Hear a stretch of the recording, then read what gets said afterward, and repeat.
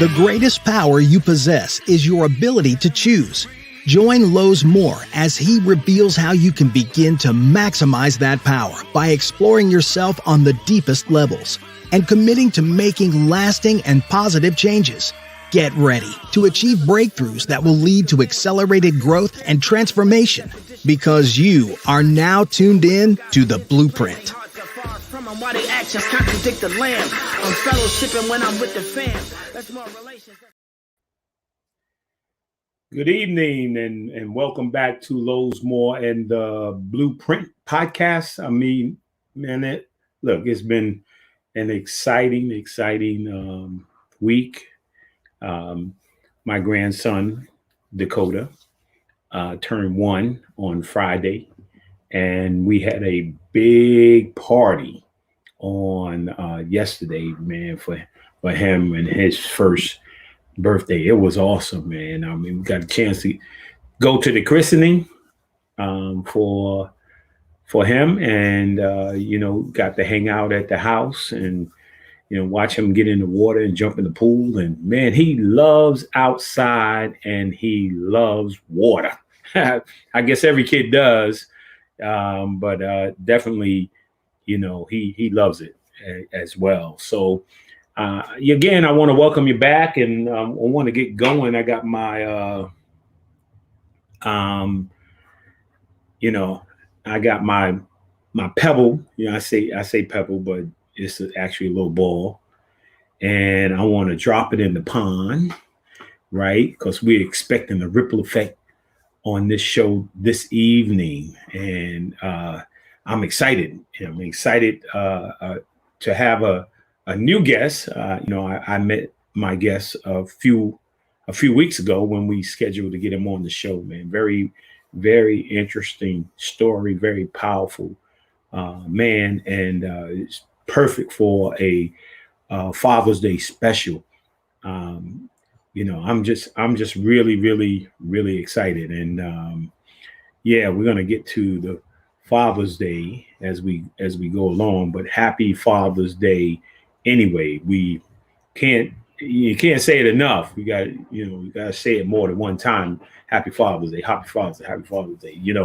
And especially for those fathers. Those fathers who are actually not just having children, right, but actually taking care of their kids, and that's powerful within itself. So I'm excited about that, and it's like I said earlier, it's been a very good week. I don't know about you guys, but it's been a very good week, and I'm looking forward to this evening's show. I mean, last week was awesome, man. I had just a great time last week and on the show, and really excited. So I want to just jump right in this, this evening, and of course, as always, in my introduction, I talk about my book, From the Boys and Girls Club to the NBA: Life on the Now Road. I mean, I'm excited because I'm doing some updates on the website, and I'm going to do a relaunch of the book, and I'm excited about that. And it's going to be awesome, man. Because when my book came out about like maybe 3, 4, 5 years ago, when it came out, I was still working at the Boys and Girls Club, and really didn't get enough time to put any interest in it, to promote it, and to get out there and to talk about the book. And now, that I'm retired, I'm going to do that. So I'm looking forward to that, looking forward to some updates in the book, and I'm excited about that. And, let's jump right into this thing here. And I want to start out with the book of the week. I should have some music when it comes on. The book of the week, A Journey Through Grace by Reggie, And he's gonna, the book of the week is is going to be coming. It's from my guest of this week, and it's a read. I didn't get it yet. I can't wait to get it. I got a number of books, man.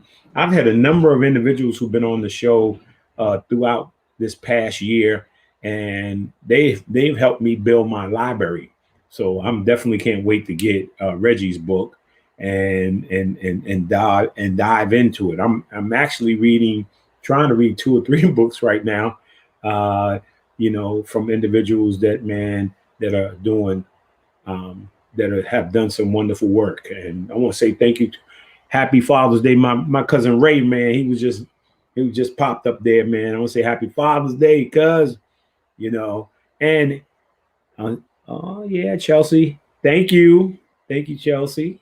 It was great seeing you yesterday. Oh, there, man, my sister-in-law, Deirdre Wallace Hines, is on there. They're all the way. Their daughter graduated in California, and there go Van Jackson, man. What's up, man? And Happy Father's Day, man. Happy Father's Day. And they all the way in California. My sister-in-law, D. Tony, what's up, man? Happy Father's Day. Right, and that's yeah, awesome. And so here's the word of the week is grace. The word of the week this week is grace. Some of us look at grace as something that our parents made us do, before we ate dinner. It's always good to bless your food, but also grace is, something is a state there, one word, elegance, right? And some say when you play basketball, when I played basketball, I had a kind of a little grace to my little smooth, movement to my game, man.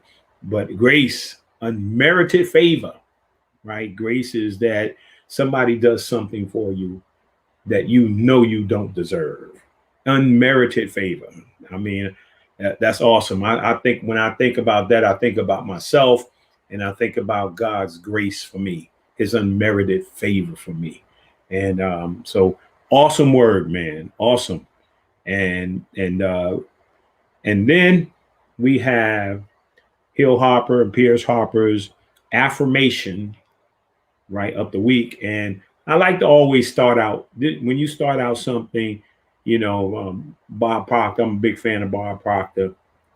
And I always start out, I'm so happy and grateful now that I have made a decision to shift my paradigm so that I can attract the good I desire into my life by raising it to its frequency.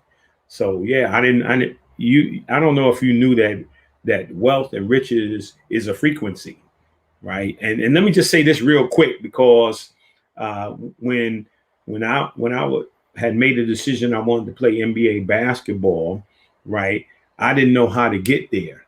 And I was living in the projects in Mount Vernon. Nice at that time was really nice, right? And nice place to live.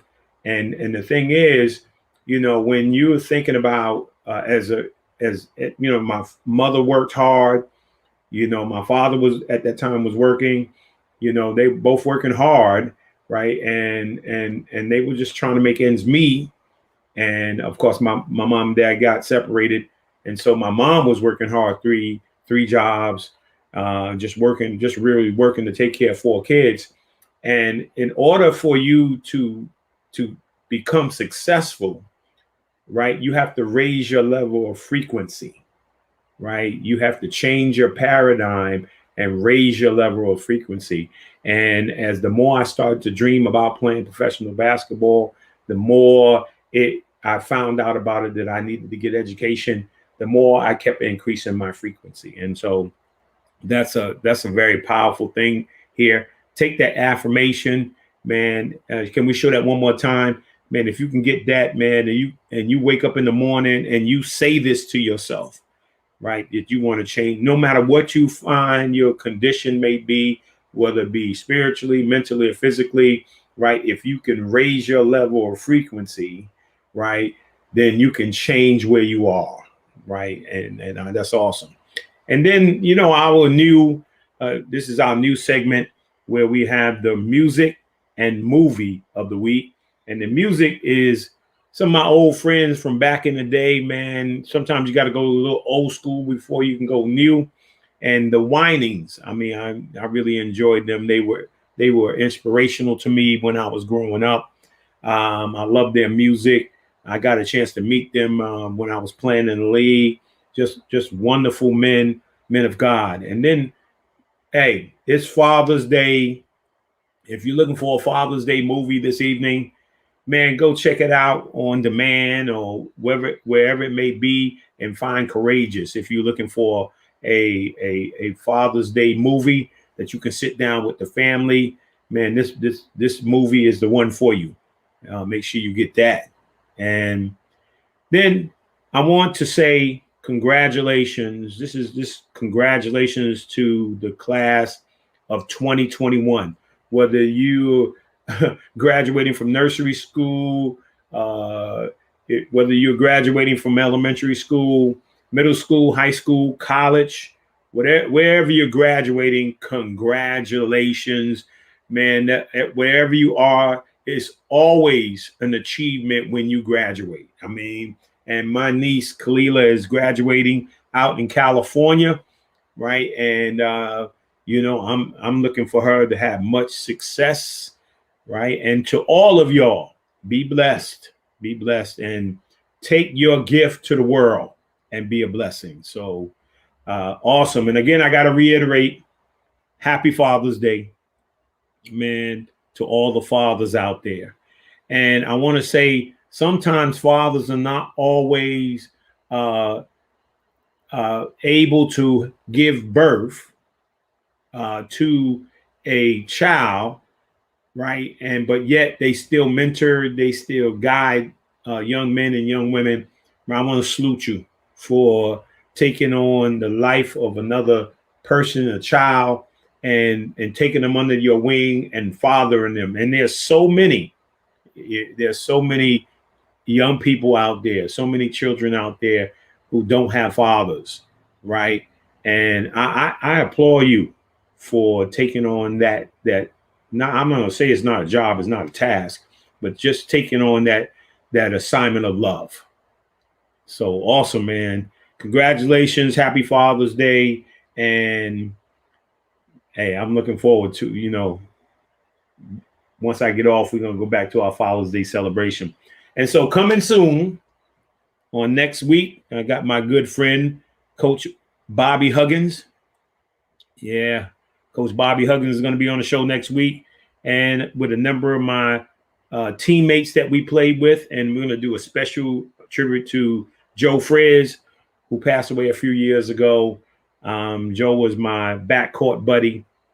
He passed away with ALS. And when we would do a special presentation to Joe Frizz, because he was awesome, man. Just not only a great basketball player, but a great humanitarian as well. And then we're going to have Steve Vaccaro is going to be on a special 4th of July. This is going to be 4th of July. Steve and I have been trying to get together. He was on for a moment. I think it was last week. He was on for a moment during our anniversary celebration when we had it a few weeks ago. He was on, but we've never really got him on, right? We've never really got him on.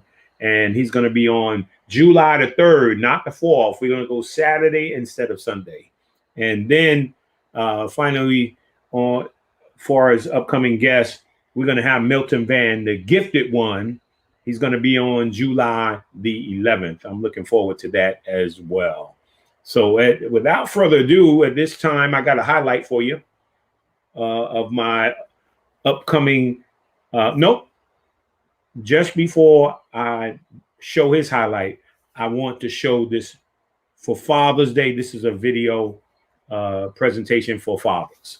Enjoy it. Well, I think it's perfect that we came here to have a booth chat just amongst father and son, right? Well, I brought you here to find out what's going on in your life. What's going on in your life, huh? Really? And that's your favorite cartoon? They canceled it? Oh man, we gotta send a letter to the network and tell them they gotta bring that back.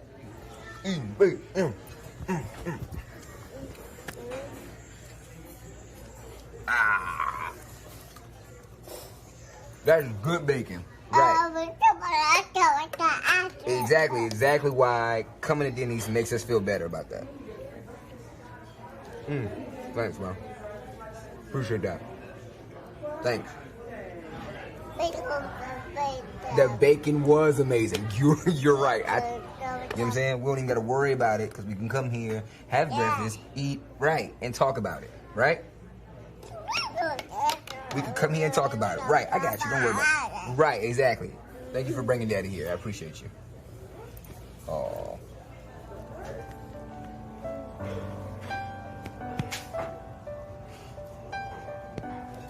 Is that your grand finale? Because if so, you buttered me up. You got me. You buttered me up. You won me over.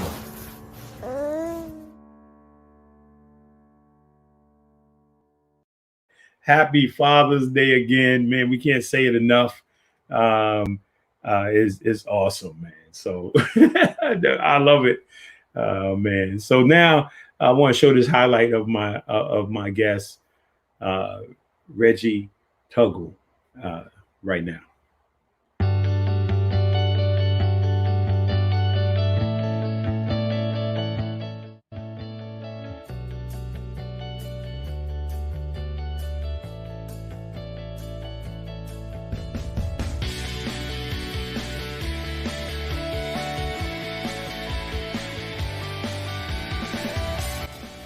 Can you believe it? Oh, look!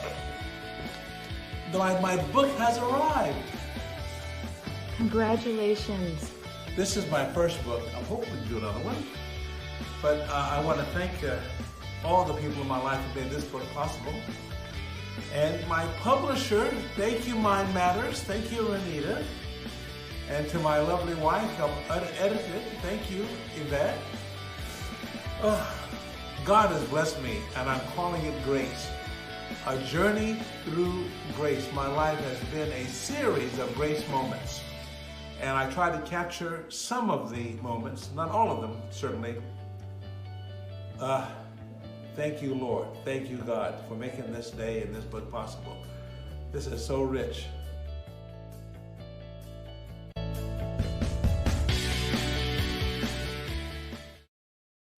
Welcome to the BluePrint, Reggie. So Reggie, so you mind you calling you Reggie? Reggie is preferable, yes. Yeah, okay, because you're a pastor too. Yeah. I gotta respect the title, right? I appreciate that. Thank you. And you know what? Some people get a little touchy, like they don't call him elder, they don't call him pastor. He said, man. So I don't want you to be touchy. No, we all bow down before the Lord. Titles mean nothing. Yeah, great. So again, thank you for taking the time out your busy schedule, man, and coming on here with me. Well, thank you, Lord, for having me on your wonderful program. Oh, you're welcome, man. Yeah, man, this is special because it's Father's Day, and you taking the time out your Father's Day. I was thinking, I was just sitting there, really had gotten into a position in this chair, right, where I was like just laid back, my leg up, looking at the game, looking at television, and all of a sudden somebody said, "Hey, Dad, you got a show tonight?" I had just got in the mood of Father's Day, so I know how hard it is to do something like this on your day. Yeah. This is your day. But listen, for you and for my book, this is a delight for me to be able to do this on your show. This is an honor for me, quite frankly, Lowe's. Thank you. So, so you are very welcome, and so let's get started because usually my frame, questions I frame around the show Hopefully we can dive into your book and get those questions answered about the importance of family, the importance of education, and the importance of faith. And from the perspective of family, talk a little bit about, growing up, mom, dad, siblings, and then journey into, now husband, father, journey into that and the importance Okay. of family, education, and faith. Well, thank you. I don't know. First off, that's such a broad area where to start. And I'd be happy to start with family because all of those topics, quite frankly, I can talk for a long time about. Family, education, grace. And if you don't mind, I'd like to start off with the word grace and why I chose that word. And you mentioned early on in your program tonight that grace is unmerited favor, and that is certainly true. And I was always taught that, but I've added another definition for grace. And I like your reference to the raising your expectation to frequency. That's where wealth is and success is found in raising your level of frequency. But I have another definition of grace, and that is unexpected opportunities. And that's what my life has been. It's been opportunities that have come into my life that were totally unexpected. And they brought into my life stability, solutions where I had problems, and hope. When there was a moment in time when I just felt I had no hope, opportunity came my way, and I call that grace. So my book, A Journey Through Grace, is about my life. It's a memoir, and it highlights some of the things I think you've been about all of your life, and I hope many of your listeners and watchers on your program. And it began with my mother. I was born to an unwed teenage mother in Denver, Colorado, way back in, let's see, before you were born. And my mother we lived for 9 years in an attic of a house in Denver, Colorado. We didn't have, our bathroom was a toilet and a sink. We didn't have a bathtub for a shower or bath. And we didn't have a kitchen. The kitchen was just a hot plate in the basement of this house next to an old Ringer washing machine. And the same sink we washed clothes in, that was the same sink we used for our kitchen cleaning of the dishes and stuff. We didn't have refrigeration. So my mother, man, let me tell you, she knew how to cook, use that hot plate to make the best meals, fried chicken. We had beans virtually every single day. I had every kind of bean you can name. Navy beans, kidney beans, white beans, lima beans, butter beans, black-eyed peas, pinto beans, you name it, I had it. And we always had, not always, but frequently had pan-fried cornbread. Now, many of your folks may not know about pan-fried cornbread, but that's a cornbread you make on a pan. Not in an oven, but you put it on a pan, and you bake it on one side, then you bake it in the other. And Saturdays were special because on Saturdays we had bacon and eggs and sausage and pancakes. And so that for me was a big day. But my mother was smart and she was wise. She only had a high school education, but she was extremely wise. And I contend that you don't have to have a lot of formal education to be wise. And she understood the difference. She worked in in those days, local cleaners pressing clothes, and a job that she hated. But every day when she would come home, she would talk about her job or allow me to talk about my job. And she got to know me as a human being. When I say that, we had a conversation. And that parents have to have conversations with their children that go beyond just how was school today or how was work today. What is your child thinking? What is your child feeling? What are your child's aspirations, and how do they plan to get there? So we had a lot of talk about that. Now, my mother was an unwed mother, but she knew enough to put me in touch with responsible Christian men. So I got involved in Cub Scouts at age 7, and then I moved to Boy Scouts later on, and then I was in Scouts, Explorer Scouts in high school, but I also played Little League baseball, football, and I got involved with Christian men who were able to give me a man's perspective on life. And my first surrogate father, if you will, was my local barber. He let me have my first job, Lowe's, at the local barbershop, sweeping hair off the floor.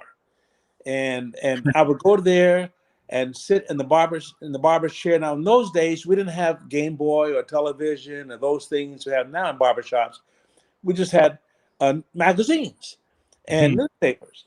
But when there was no customers coming in, we'd sit and we'd talk for whatever period of time. And he allowed me to talk about anything I wanted. But the important thing, I felt comfortable in talking to Mr. Turner about life. And every child needs a person or a place where they can go without being intimidated or threatened and feel secure and talk about anything on their mind. And so he became my first surrogate dad. And then later on, my mother let me meet other Christian men, and they allowed me to grow and get to know what real manhood is about. And manhood is not about, of course, as everybody knows, passing sperm onto an unfertilized egg. Manhood is about taking the responsibility of raising your child, providing for that child. But more than providing, it's nurturing that child. Nurturing is not just a motherly thing, it's also a fatherly thing.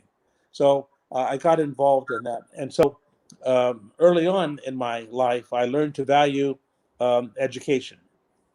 Even though my mother only had a high school education, she knew the value of it. And she required that I make A's in all my subjects. Now, of course, I didn't make A's in all my subjects. I wish I could say that, but I didn't. But I had to try to make the A. That was really required. And it was critical in every instance of my journey she said, it's okay to fail, she would say. It's okay to fail, but it's not okay not to try. And she kept saying it over. You don't have to succeed, but you got to try. And then when you do try, you have to put your all into it. Mediocrity was something she just couldn't tolerate. Long story short, I came to value education so much so that ultimately I was able to, of course, went off to a HBCU college, my college career at Bishop College, and didn't have money. A lot of the black kids going to black schools don't have a lot of money, but I worked my way through college like a lot of kids do. And I remember going down to the parking lot on a Saturday, some Saturdays, and with my little bucket and a squeegee and a sham cloth and some Windex and a Swiss broom and a dustpan, and I would clean the cars of other students who had cars.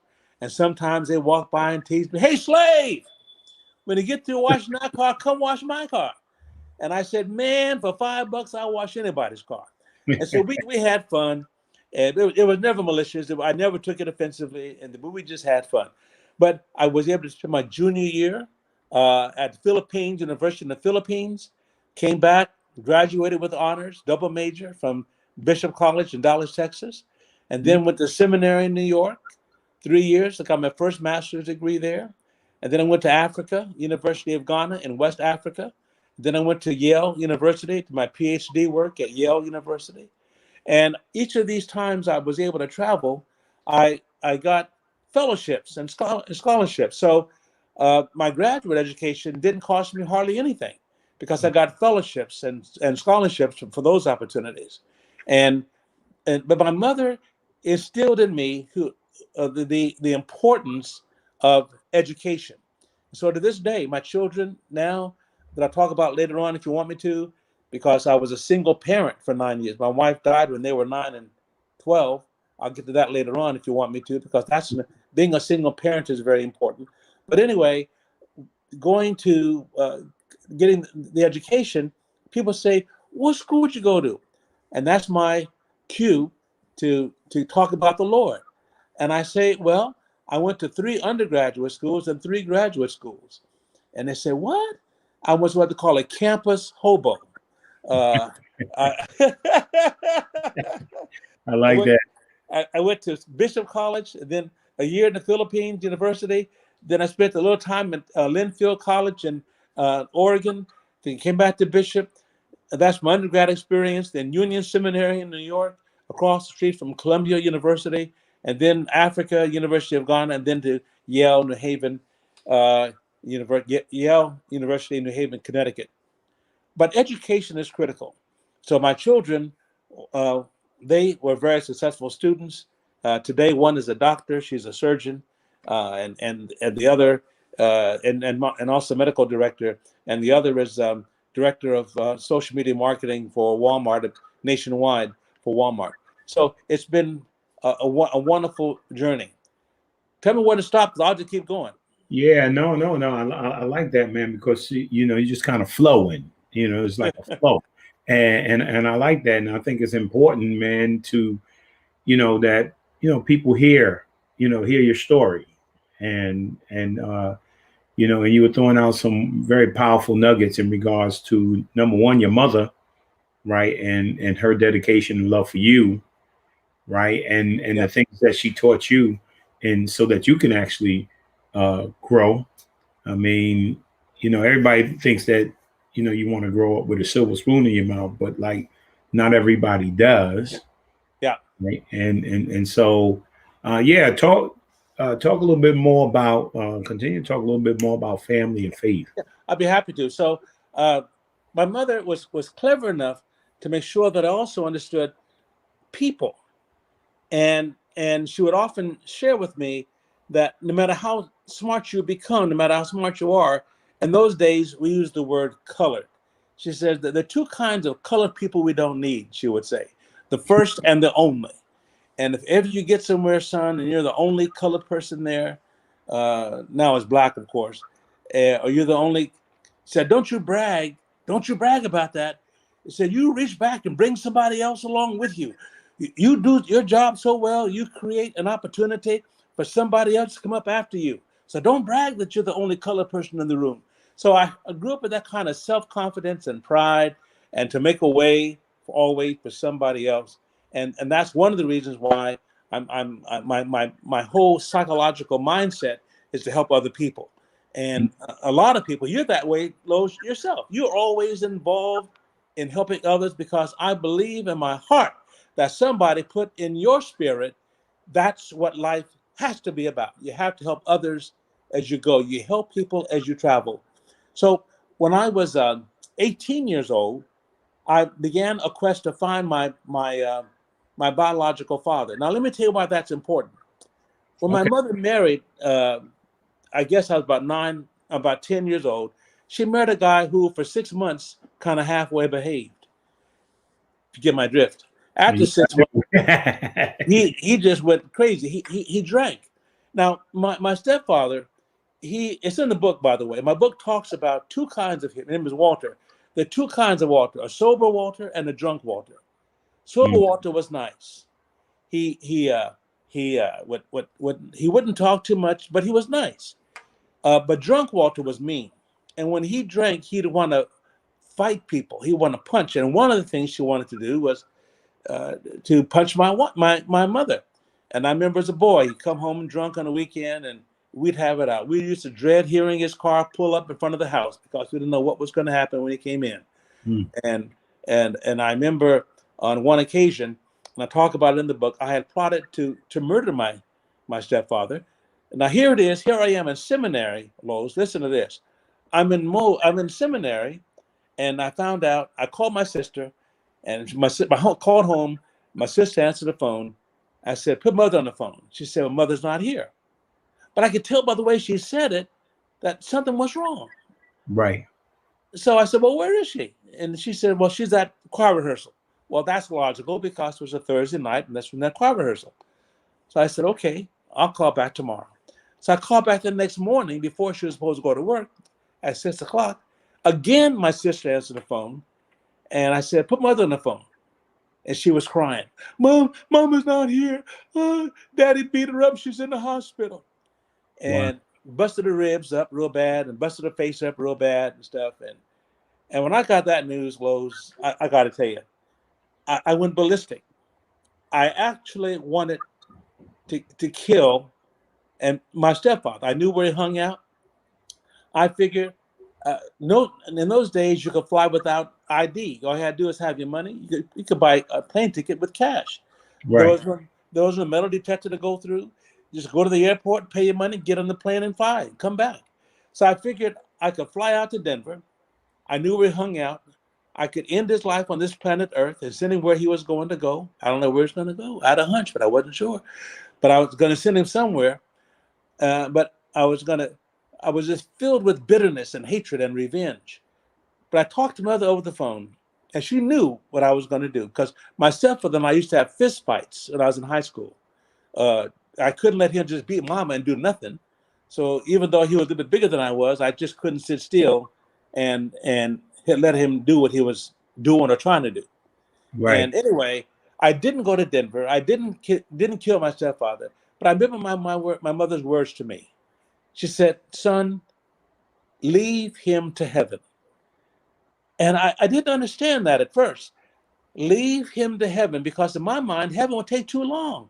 This brother's got to leave planet Earth today. And I want to help him leave this planet. But leave him to heaven. She said, this is a decision I made, and I don't want you to ruin your life behind him. Anyway, he killed two men in the course of 30 years. Both were defensible. He didn't serve a day in jail because there was self-defense. But he did kill two people in fighting.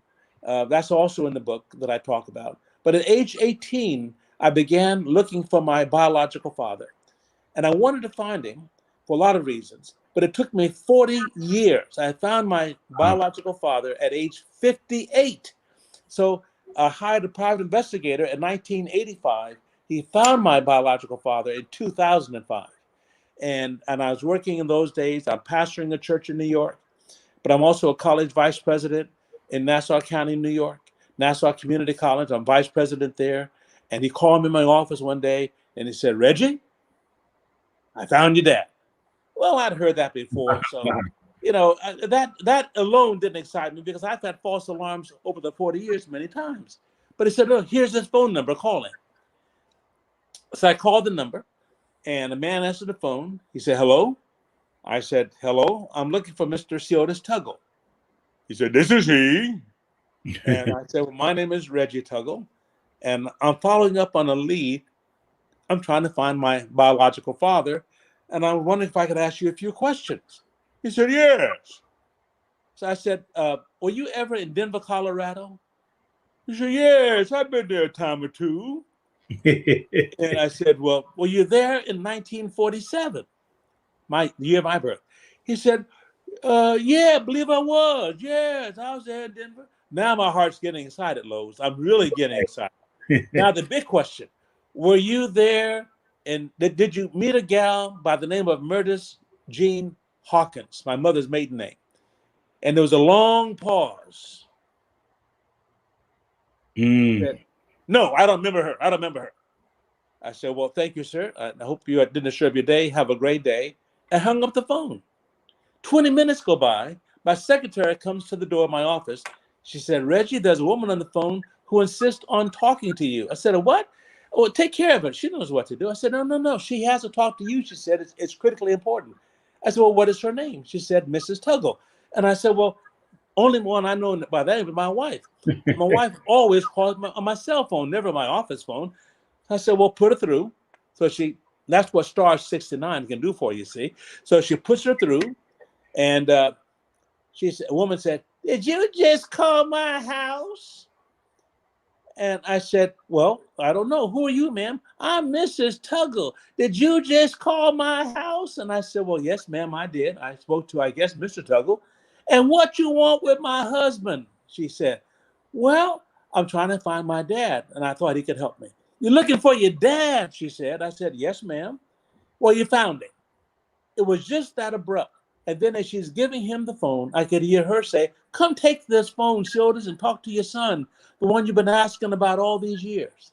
So he gets back on the phone and he says, "Hello?" And I said, "Mr. Tuggle?" He said, "Yes." "Can we go back to our previous discussion?"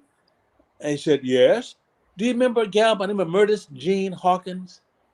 And then he said, "Yes, I do. That gal from Oklahoma, right?" Now, I never said where she was from on the first call, but he knew immediately, that gal from Oklahoma. I said, "Yes, sir, that gal." And I said, "Well, she's my mother." He says, "I know, and I'm your father." Now, I was so lost for words. I didn't know what to say. So I said, "May I call you back tonight?" He said, "Yes." Well, long story short, because it gets kind of involved, but it's all in the book, A Journey Through Grace. And I was able to fly out to his birthday on May the 22nd of 2005. And we had spent his birthday with him. He flew my wife, my two daughters out there, Lauren. I'm a blended family because I got married 9 years after my wife passed away to a beautiful woman, Yvette Beckett Tuggle, but that's another story. I'll get to that too in a minute. But we are married 20 years, Lowe's, to the audience. We're married 20 years this coming June 24th. But congratulations. I'll get that in just a moment. So we fly out to Detroit, Michigan. He wasn't hiding. I just didn't know where he was.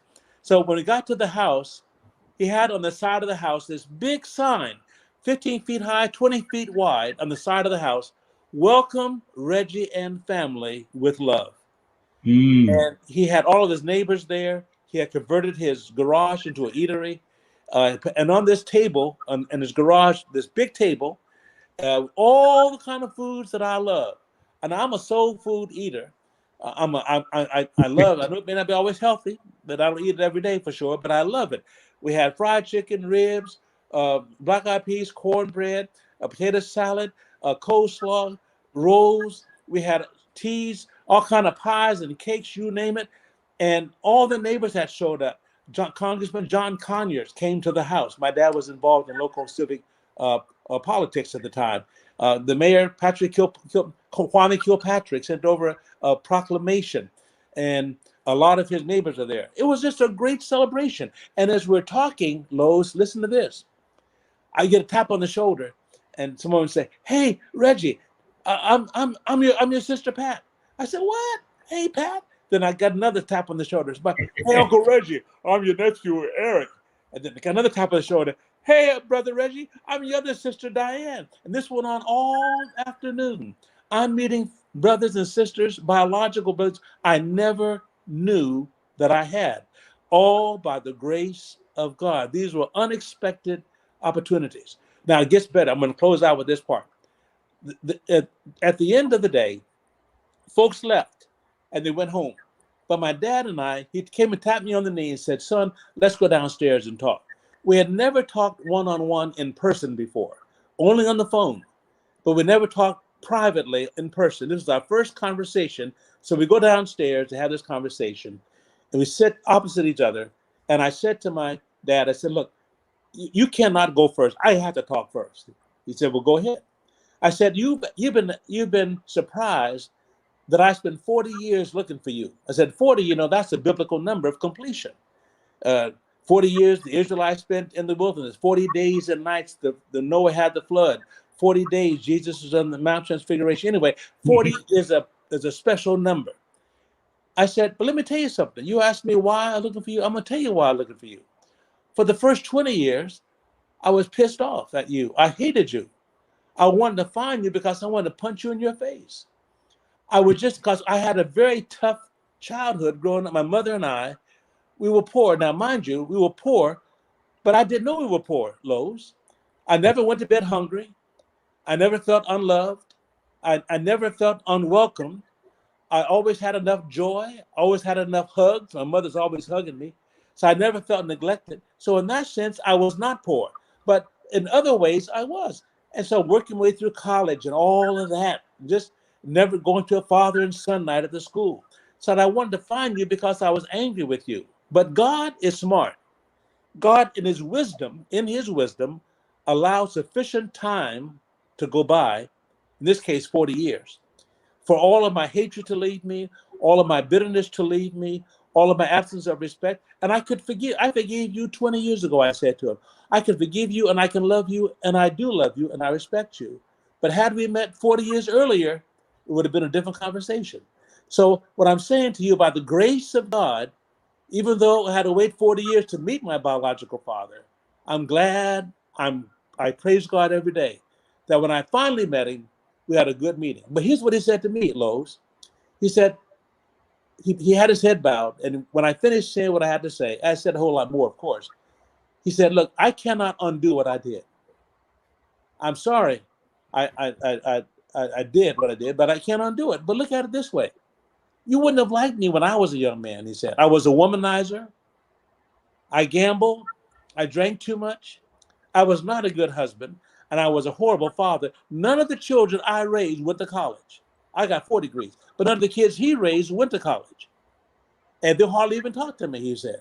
But it wasn't until I turned 47 years old, he said to me, that I accepted Jesus Christ as my Lord and Savior, that my life changed. Because by then he's working in the church and all that stuff. But he said, but by then the damage was done. I had already caused the injury to my children, to my wife, and to my, I ruined their lives practically. So it was just a tough thing. So in a certain sense, God blessed you because I wasn't in your life. And my mother said that too often. And so that was a great point in my life. And I was able to be there. He died 4 years later. He had a brain aneurysm. So we had 4 good years together. He flew out to New York to visit me several times. My mother, I flew her out from Denver to have a reunion with him. And that was another great moment. We hadn't seen each other for 58 years. And they had a chance to get reacquainted. Of course, they were talking over the phone all during this time. So they had a chance to get to know each other over the phone. But yeah, so fathers are important. So she knew where he was? She didn't know. That's the problem. Okay. That's why I'd hired a private investigator. She didn't know when he left in Denver in 1947. He didn't tell her where he was going. He just left. So nobody knew where he was on the planet Earth. Well, he did, of course. She knew where he was. But go ahead. Did he know that he had you? Oh, yes. He knew that because, as he told me the story, he knew that because my grandmother, my mother's mother, told him, said, boy, you better make my daughter right by marrying her. In those days, there was a stigma if a teenage girl got pregnant and wasn't married. There was a certain social stigma with it. And my grandmother used to tell him, you better make my daughter right. In other words, you don't disrespect her by not marrying her. And he didn't want to get married. He was a teenager himself. And so he just took off. He took off and didn't tell anybody. He said he left Denver listen to this. This is important. He left Denver 10 days after I was born. 10 days. Huh.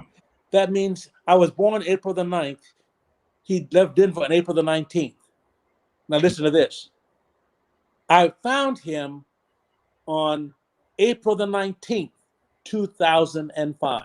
Wow. 58 years to the day he left. He came back into my life. April the 19th, 2005, I got reacquainted. I got to know my dad. Wow, that's awesome. And the private investigator found my dad. And the reason that happened was when I turned 43, I thought his name was Otis because my birth certificate says Otis. It's all in my book, Journey Through Grace. My birth certificate says name of father. It says Otis Tuggle. But listen to this. My mother and I went to a family reunion in California, and we had breakfast, the two of us just talking.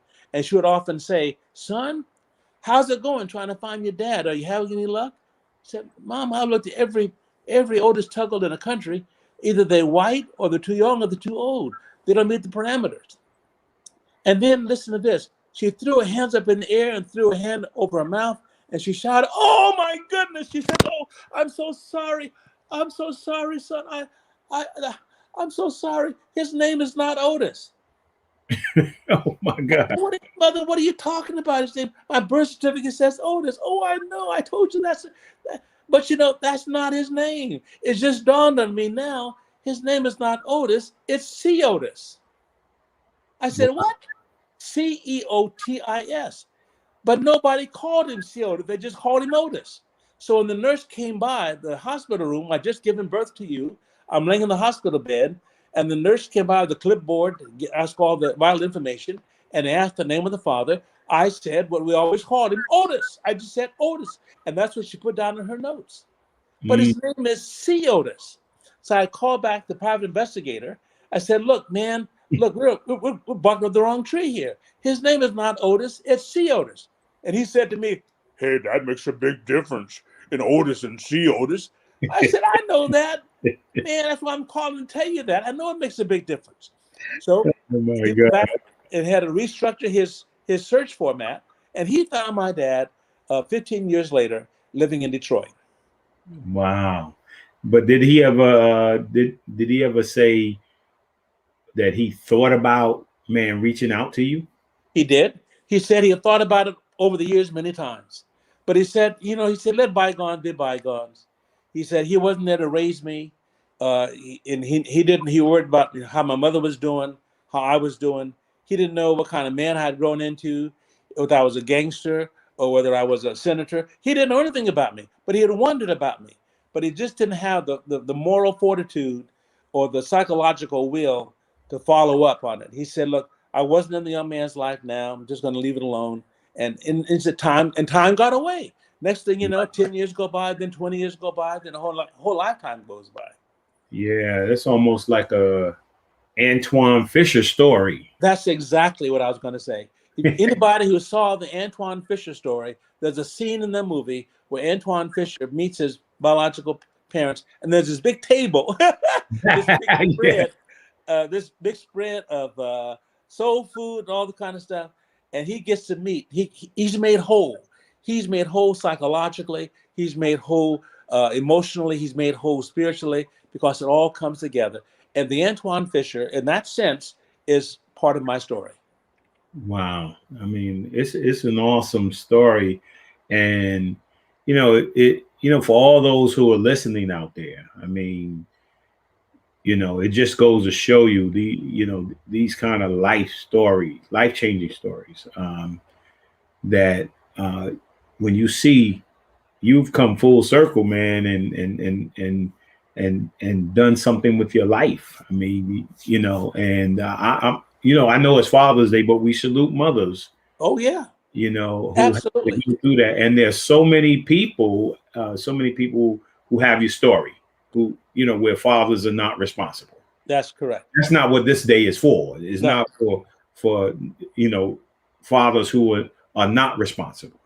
And unfortunately, Lowe's, and I hate to say it, and I say it with a degree of shame, quite frankly, that many of our young men don't understand what they do when they help bring a life into the world. They think that when they drop a seed, that ends it all. No, they're creating a whole life. And a lot of our young men, in some cases, many of our young women too, young girls and young ladies, they missed the boat. But certainly, the statistic. You've been involved in Boys and Girls Clubs, and you understand 67% of our children are living in homes with a single parent, and often that single parent is a mother. So I want to salute the mothers who are both mother and father. So I want to say thank you, mothers, for being both mother and father. Yeah. But I was able to, because of what mother gave, the foundation, and I hope people do get the book. Just go to ReggieTuggle.com, and it's all there, and you can order the book. But when you do order the book, and you get a 15% discount if you say, go to my website page, ReggieTuggle.com, and then when you order it, there's a line that says discount, put down Tony 15, and they'll get a 15% discount when they order the book. Tony 15, they would get a discount. But I was able, by the grace of God, to not just be blessed to go to some great schools. I've traveled to 52 countries in my lifetime. I've been to Russia twice, been to Israel 7 times, been to Europe many times, China. I've been to all over the Caribbean.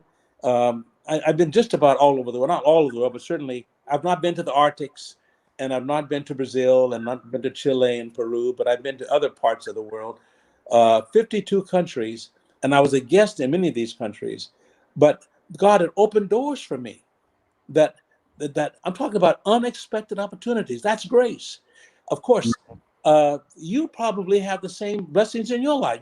Blessings just came your way. But here's the other part of that. You have to take advantage of opportunities. Otherwise, it makes no sense. A lot of people have opportunities that they just don't take advantage of. So my mother used to say to me, there's a chapter in my book that says, you're going somewhere in life, be ready. That's the whole chapter. And the be ready part is preparation. So you have to prepare yourself to take advantage of opportunities. And if you're not prepared, no matter how many opportunities come in your direction, you can't take advantage of it because you're ill prepared. So you have to prepare yourself academically, emotionally, psychologically, morally. You can't live a decadent life and then expect to get a lot of opportunities to come your way. You have to be prepared to meet the opportunities when they show up, and they come up unexpectedly. Right. Yeah. And you look, this is interactive, every week. So if you got a question or a comment and you want to pop it on the screen, I've been seeing a few comments on there. We definitely will take some questions as well as we go along. So tell me about, working vice president of Nassau Community College, and then also from my research and the conversation with you, and had a strong church in Long Island, and also the charter school. I think you have a charter school right now. Yeah. And then I think you were supposed to be retired and and move to Charlotte, North Carolina, I think it is, right? I think it's Charlotte, and then you couldn't stay retired and you started doing something else. But I want to ask you before you comment on that. Do you know a gentleman or knew a gentleman by the name of Daryl Gaston? Daryl Gaston, that name sounds familiar. I can't say offhand I do. I cannot. Yeah, because I was looking at your Facebook page and you had a friend, Daryl Gaston. He's a pastor in Charlotte, North Carolina. He just recently passed. That Daryl. Oh, yes. He's here. He died 2 weeks ago. Yes. Yeah. Yes. Of course I know him. Yeah, and that's my wife's cousin, because my wife's family is from Charlotte. I think he's a Presbyterian. Yes. Yes. Yeah. And I was looking at that. I said, man, I'm gonna ask. He was very active, and as a matter of fact, he helped. He's a community activist. He's a very big community activist, and yes, of course. I thought you were talking about Denver or something like that, but no, I know him in Denver. I didn't know him well, but I knew of him. I met him a couple of times here in Charlotte. Yes. And I think on the 24th, what's the day? I think next weekend or the 24th of June, they're going to be naming a playground after him in Charlotte, North Carolina. Yes. Yeah. I just thought I'd throw that out there. Yeah, good. Thank you. Yeah, and Nassau Community College Church in Allen. Yeah, when I just very quickly, because I tend to talk too much sometimes, and I'm trying not to do that. But I took over church in 1973 at age 26, a church with about 40 members, and we had no money. When I didn't say we were poor, I said we had what? We had no money. I was getting paid $50 a week, $15 of gas money, and I was commuting between New Haven, Connecticut, and Roosevelt, Long Island.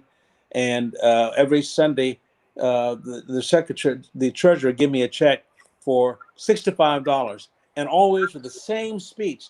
Now, Red and Tuggle, don't cash this check till Wednesday. Because we couldn't cash. It was a $65 check on a Monday. Had to wait for the offering to clear. Long story short, the church grew. The denomination had voted to shut us down because they felt we would never grow. We were black, we were poor, didn't have any money.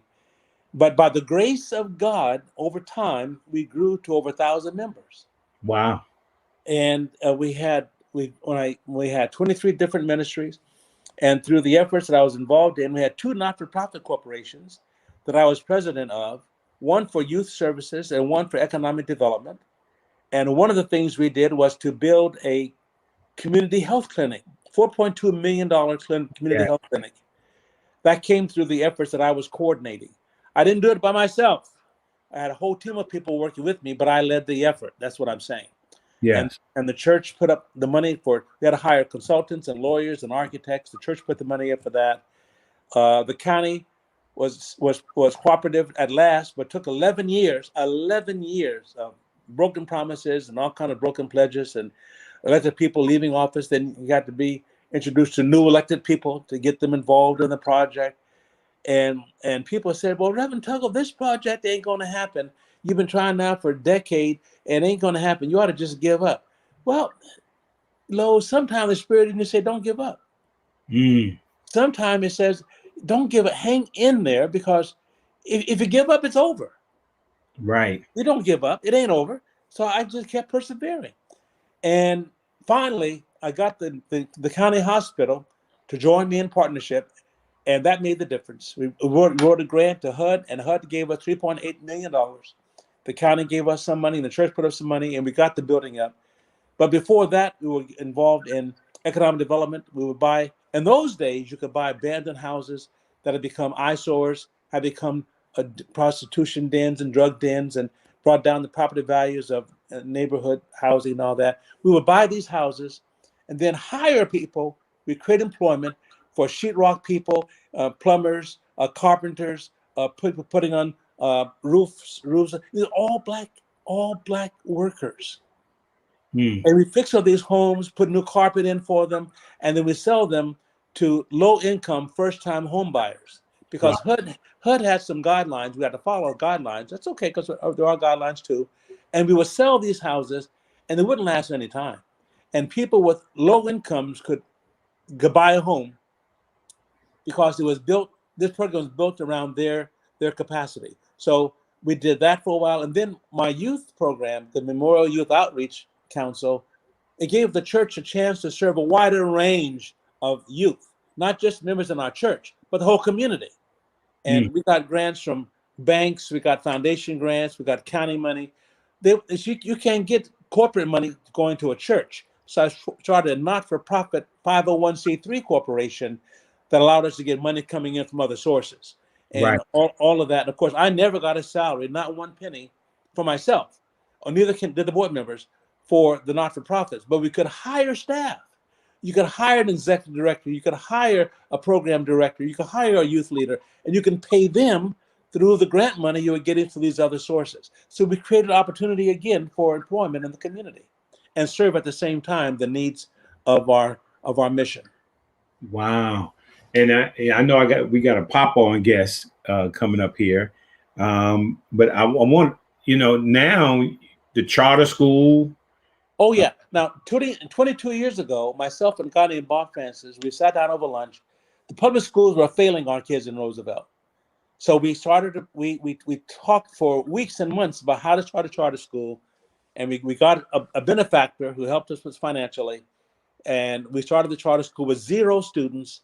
And today, after 22 years, we have over 700 students, 133 employees, and a $12 million budget. And we've been in business continuously for the past 21 years. That's, hey, I gotta what can I say? What I'm saying? That's awesome, man. That's awesome. It's all in the book. I hope people get the book because all of this is described in the book, A Journey Through Grace. Well, I'm telling you guys, man, you need to go out and get the book. I mean, because, just like this is Lowe's More, the blueprint, I'm sure A Journey Through Grace has some blueprint qualities in it. Some, if you look into, grow your church, you look into get into charter schools, you looking to develop youth programs and economic development, man, I'm sure. Being a single parent. You're a single parent. Yeah. All that stuff is there. Well, I'm definitely got to get my copy. No doubt about that. Right. Oh, yours is complimentary. It's a gift from me to you. Oh, well, I appreciate that. and my book to you, I got to give it to you. And so, yeah, we want to pop on Tony. We get Tony to come in here. Tony Burton. I know she was back. She's backstage there at one time or another. Let's see if she's there. Yeah, let's see. We may have to contact Tony. We're going to keep talking to Tony pop on.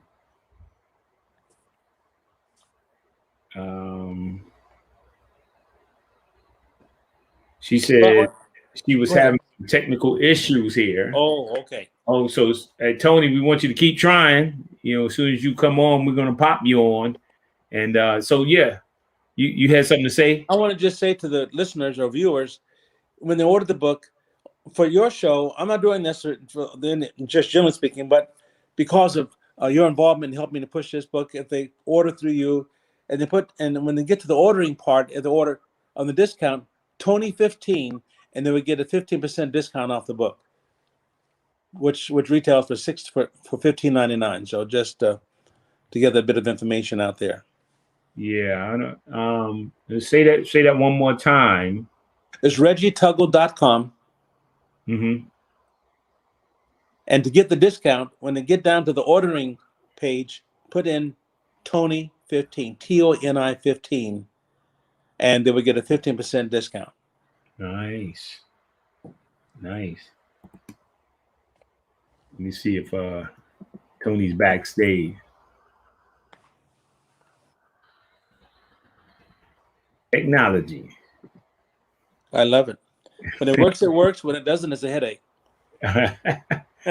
Hey, but right now, we're at the point we can't live without it. You can't live without it.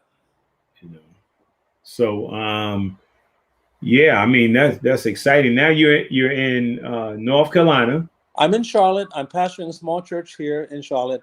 But also 2 years ago, myself and another guy, we started a group called Restorative Justice. And it's an organization that's challenging the city of Charlotte to do what they said they were going to do 50 years ago when they tore down the Black Wall Street here in Charlotte with the promise of rebuilding it. Well, they didn't rebuild it, but all they did do was displace Black people. 1,100 homes were displaced, 9 churches, and 200 businesses were destroyed to make way for a highway coming through Charlotte, North Carolina. But they had promised to make whole the Black community that was displaced. Well, they never did anything. So 2 years ago, myself and another guy, Reverend Willie Keaton, also a pastor, we started this group called Restorative Justice, CLT. You can look it up. You can Google it. And I'm the chairman of the board of directors. And we've got the mayor of the city of Charlotte to make an apology for the first time in 60 years, apologizing for what the officials, the city council and mayor did in those days to the Black folks here in Charlotte. Now we're saying apology is good, but not enough. You need to put some money where that apology is. So we're asking for some restoration, some restorative dollars to come back into the Black community to make whole that which was taken out. Wow. So that's what I'm doing now. Yeah, and I've been back and forth down there. My wife's family's from there. Her grandfather, they all were educators. When you come here again, you must come to my house. Well, we're gonna do that. Yeah. Yeah. My wife and I love to have you and your wife join us. Who was it there? I'm looking at something that was sent to me. Roberts, is that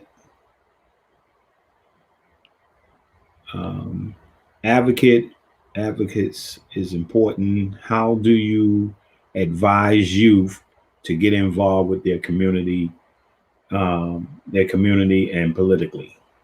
Good point. And there are a lot of ways to do that. And I tell my children, one of the first things, you got to be knowledgeable. I tell young people, make sure you read the newspaper, keep up with the news. And if you don't read newspaper, go to some news outlet and find out what the issues are. What the issues are, number one. Number two, find out who the local political players are. So when you go into a discussion about anything locally, you know what the issues are, number one, and you know who the players are, number two. But I tell young people all the time, once you know what is, you have to ask an analytical question. How did it come to be this way? That's the question you want to ask. If there's a problem, how did this problem come to be? Now that takes a bit of research, but when you're answering it, you're being analytical. So if you're a young person, don't just talk about what you see, ask the secondary question, how did it get to be this way? Because when you do that, you begin to dive into the reasons as to how the problem got to be one. Right. Now, once you do that, I tell young people, when you talk to an elected official or another community leader, always look them in the eye. Never look down. Never, ever bow your head when talking to somebody. Look them in the eye. Look them in the face. And tell them what's on your mind. You don't have to raise your voice. You don't have to cuss. You don't have to use bad language or disrespectful language. But you can always tell somebody what's on your mind and what you're thinking without being disrespectful. Hey, there's Tony. There's a picture. She's a beautiful lady. She's a beautiful lady. Can you hear me? Yeah, we can hear you. Oh, yeah. Wait a minute. I can't hear you. Can you hear me? I hear you, Tony. Can you hear me, Tony? I can see you. I can't hear you. Uh-oh. We hear. I use sign language. I used to know I sign don't know language. why I can't hear you. You might have to go out and come back in. You were in full effect earlier. She went out.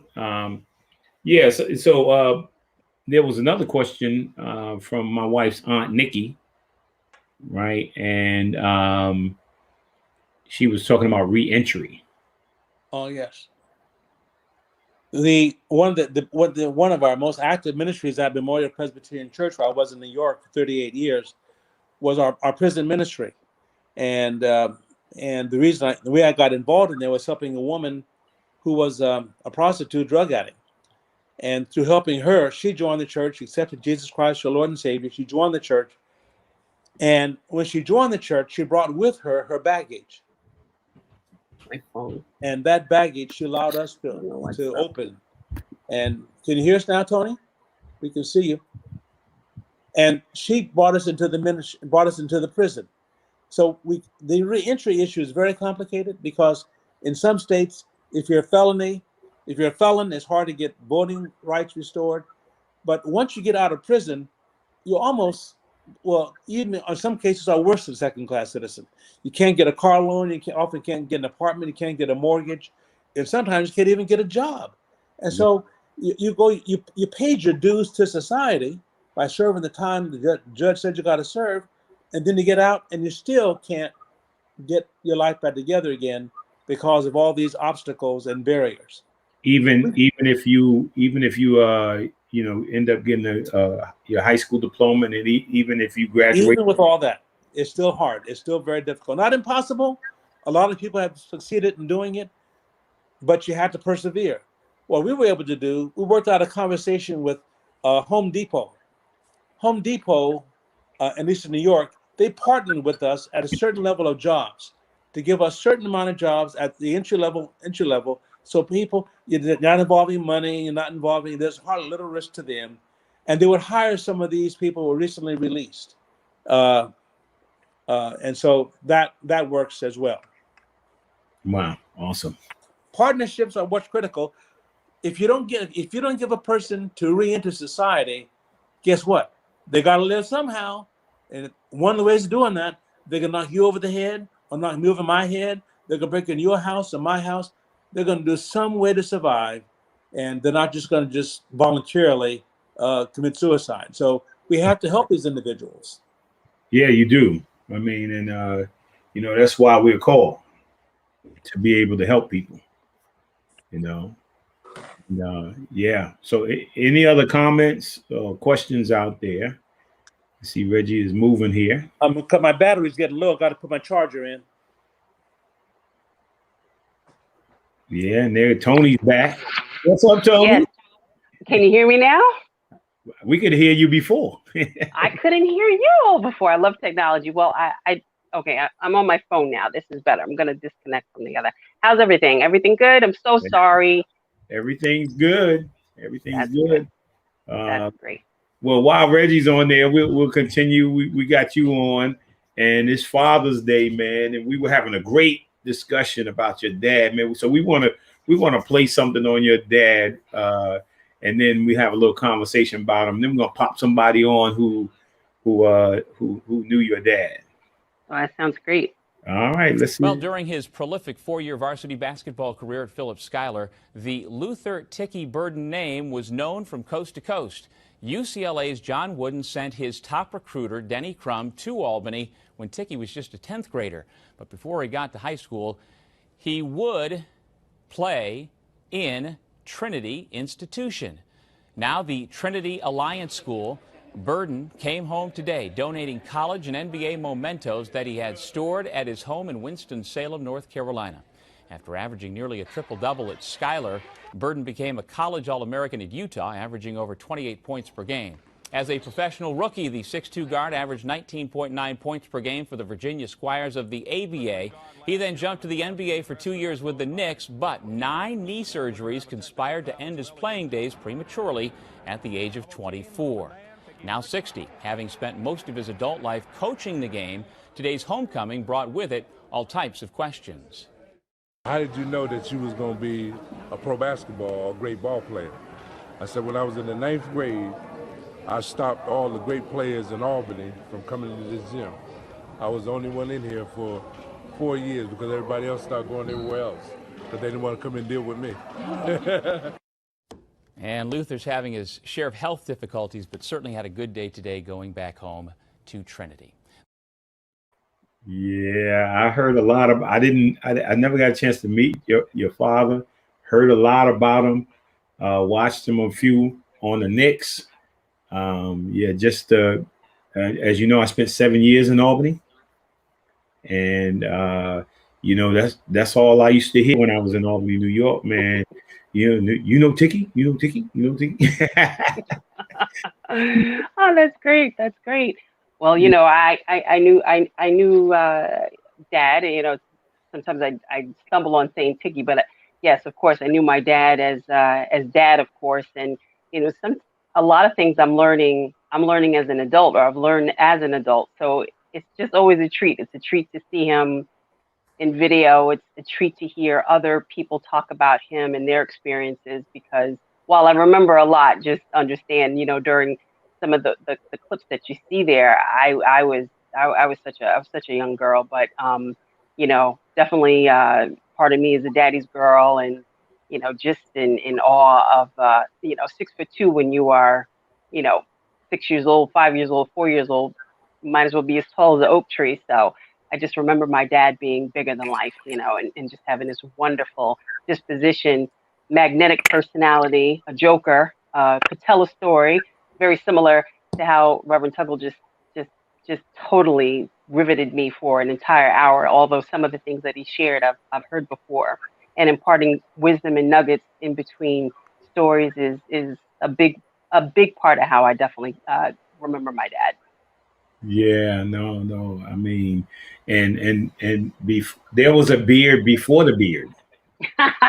Yes, a beard and a fro. That was, oh, and as a matter of fact, I don't know if you can see my shirt. There it is. There's the beard and the fro. The beard and the fro before. This is before James Harden. This is the real beard. Yes, the beard that brought on so many beards after that. Yeah, for sure. Yes, yeah, yes, definitely, indeed. without a doubt, man. And yeah, I often wonder where he went, and I didn't know that he hadn't, you know, because dealing with the knees, if you're a player, I mean that's a problem, because it's like the tires on your car, you know. So Absolutely. Yeah. Absolutely. But I have to tell you, I'm happy that you bring that up, because you know, as brilliant of a basketball player that Dad was, and he's definitely famous for that in a lot of regards. He was also he had a very brilliant mind, and very smart businessman, orientated, down to earth, and he stressed education, and he stressed the ability to, you know, ensure that he was not putting all his eggs in one basket with regards to academics. I'm sorry, with regards to athletics. And some people don't know, but you know, he was scouted by a number of schools, one being UCLA, Utah, of course, where he ended up going to. But he insisted, as he was going through his scouting process, you know, and by the way, UCLA actually began scouting Dad in the 10th grade. I mean, that's just how prolific of a ball player he was, and the vision that they saw. But he insisted on having an academic scholarship, because he at that time actually had had a family and had a wife, and he also just knew the importance of, you know, if this basketball, you know, if this doesn't work out for whatever shape or form, then I want to make sure that I'm taken care of, and my family's taken care of, and you know, I want to have my plan B in order. And he always stressed that to me, and to, you know, my siblings, and really to almost any youth that he has ever come across, just the importance of education, and the importance of you know, balancing your life. Yeah. And I was thinking, like, man, in my mind, Utah. Like Utah. You know, it's funny you say that too, because again, I learned so much and I actually was in Utah while my father was, you know, playing for the youth. One memory I have is just the beautiful mountains of Utah. Mind you, I was, I think, 2 going on 3 at the time. But for some reason, I actually remember the mountains. I actually have spoken to my mother about that a few times. And she said, how do you remember the playground with the beautiful mountains in the background? But I do remember that. But yes, Utah, Utes. And to this day, some of his records are still standing in Utah. But I had a conversation with his coach back in 2015, and he courted him, and he said, I didn't think I stood a chance, coming out and scouting your father, but we had a lot of conversations, and he said your father was, a man on a mission, and he was a planner, and he was goal orientated, and he goes, and we just connected. He goes, I was so thrilled that he, chose Utah and came out to the place, and he made all the difference on the team, and he was, even at that young age, he was a mentor, to other teammates. And there was a teammate out there by the name of Sojourner Truth, and he described Sojourner as being a firecracker. I think that was the terminology that he used. And he said, if not for your father, he goes, as brilliant of a basketball player as he was, if not for your father and the mentoring that he did and friendship that he developed with Sojourner, not Sojourner Truth, I think Sojourner, Mike Sojourner. I'm sorry, I'm thinking Black History Month. Mike Sojourner is the gentleman. He said, if not for their relationship, he said that he doesn't know that he would have gotten as much as he got out of Mr. Sojourner. So, just things I've learned. Well, yeah, those things are important too. And if you're listening out there, sometimes we always just want to go. We hear the top schools. Oh, I want to go to Duke. Right, I want to go to North Carolina. I want to go to UCLA. And for me, I went to West Virginia University, and it was all about relationship. Mm-hmm. It was all about the coach that recruited me, and I just felt comfortable. My mom felt comfortable, and it was just for me the place to go. And so I just think in Utah, man, somebody must have been talking something real good. And don't get me wrong. I was in Utah, and I played in Utah when I was in the league. And don't get me wrong, Utah is absolutely gorgeous. I wouldn't want to be there in the winter, but I mean, you're there in the summer or the spring or summer, but even in the winter, the snow and it's just beautiful. I mean, the fresh air. I mean, just awesome, man. And but as an African American player, right? It didn't add up, So now that you say it, we meet people, we have these relationships, and we meet people, and they make it happen for us, and we'll go anywhere if we find the right relationships. Yeah, relationships are everything. That is such a powerful point. You couldn't be more spot on with regards to that. And yeah, Dad was a wonderful person when it came to building relationships, fiercely loyal. As a matter of fact, that was how his college coach kind of ended the conversation, saying, if it's one thing I really remember about your dad, it's the fact that friendship, he was just a fiercely loyal individual, and friendship meant the world to him. And he would just stand by your side and develop those relationships. Sometimes he said even to a detriment to himself, but it was a very important thing to develop relationships for sure. Yeah, definitely. And we want to I think we got Rennie here too. Hey, Rennie. Hey, Lowe's. Happy Father's Day. Hey, now, Tony, Rennie inducted your father into the New York State Basketball Hall of Fame. Wow. And I'm going to be inducted in August of this year into the New York State Basketball Hall of Fame. So when he heard that, he just heard your name. I just said, Tony Burden. He was like, oh, you heard? So really talk to us about that. Well, everything that's been said about Tiki so far is the absolute truth. He was a very, very loyal man, a loyal friend, a giving man, a happy soul. I loved him. Know his whole life story. I wrote a 3-act play about Tiki's life. He adored his kids. He loved the game. I'll repeat a story that not many people know. I was talking to Tiki one afternoon, and he said he just got off the phone with Michael Jordan. And I said, how'd that go? He goes, well, Michael invited me to dinner tonight with him and Kevin Durant because Kevin had broken Tiki's points record for the United States team in the summer, which had held for many years until Durant broke it. When Tiki was on the United States team, they didn't have the three-point shot. And Tiki didn't start all the time on that team because it was loaded with stars. But he had a phenomenal run with that team over the years. So Michael says, Tiki, I want you to come to dinner tonight with Kevin and I. And Tick goes, gee, Michael, I'm really sorry, but I'm coaching a girls' team tonight. I can't come. And I said, Tick, get her, let your assistant take the team tonight. Go have dinner with Michael and Kevin. No, Rennie, I'm committed to coaching the girls, and that's what I'm going to do. And he didn't go. He stayed to coach those girls that night. And that's how loyal of a guy he was. I saw him at the last time he was in Albany, and he said to me he was thrilled that he got in our Hall of Fame. And he leaned over and he goes, I need a favor. I want you to induct two friends of mine, Herbert Bowen, who was a few years older than Tick, and Joe Roberts, who was a few years younger. Joe lives in Atlanta now, and Herb. So without any hesitation, I said, Tiggy, absolutely. Glad to induct both those gentlemen. And, if Ticky nominated you for our Hall of Fame, you were going to be inducted. It was that simple. And Joe and Herb both came. They were gentlemen, great guys.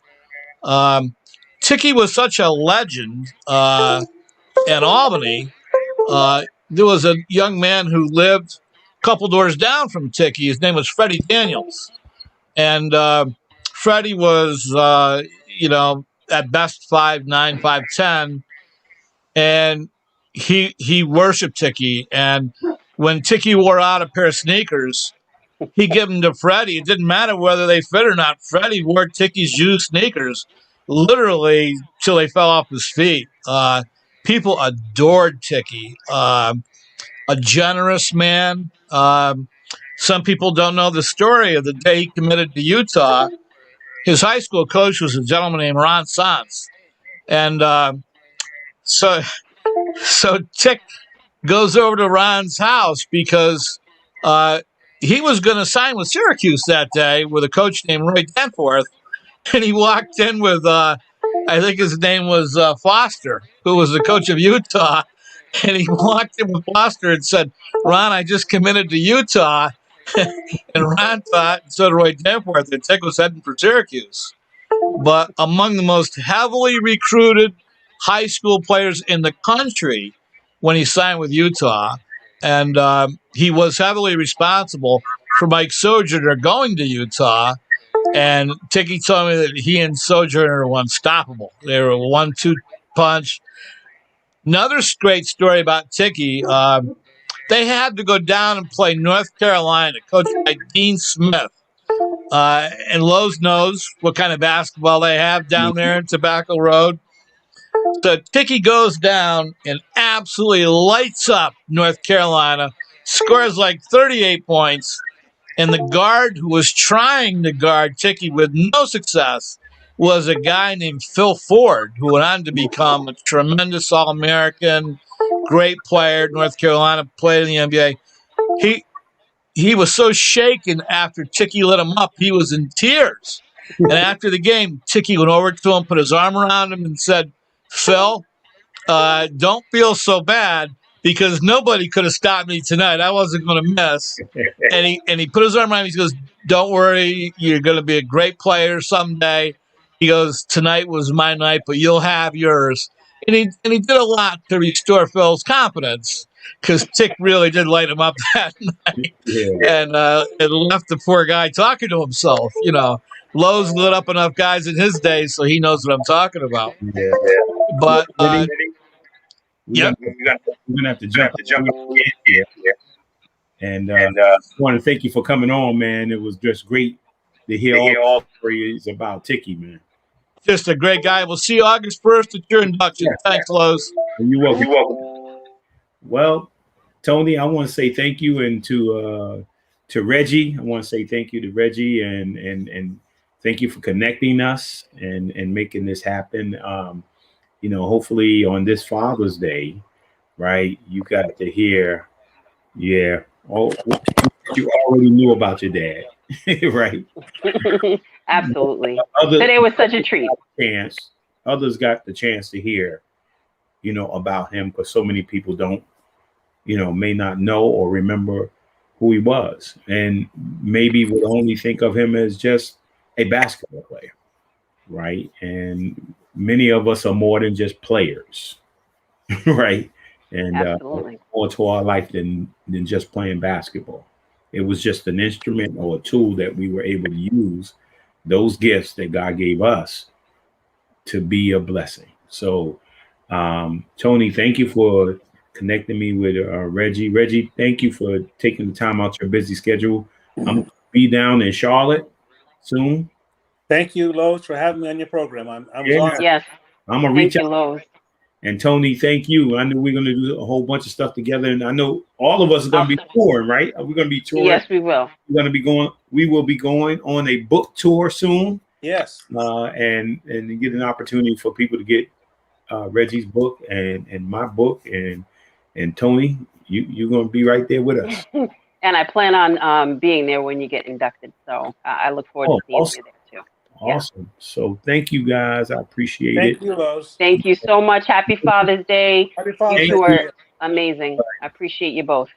Thank you. So, ladies and gentlemen, thank you for your support again. And I look forward to seeing you guys next week. Have a blessed week, and not only be blessed, but be a blessing. Thank you.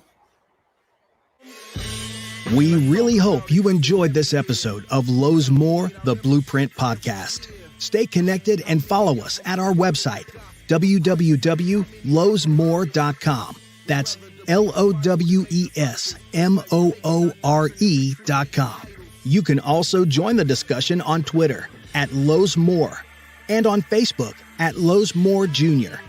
As always, thank you for pushing your mindset towards a better reality. This concludes the most thought-provoking portion of your day. Don't forget to like and subscribe to this podcast to stay fully up to date with everything we're up to. Until next time, be kind to yourself and each other. What they teaching is a joke, I ain't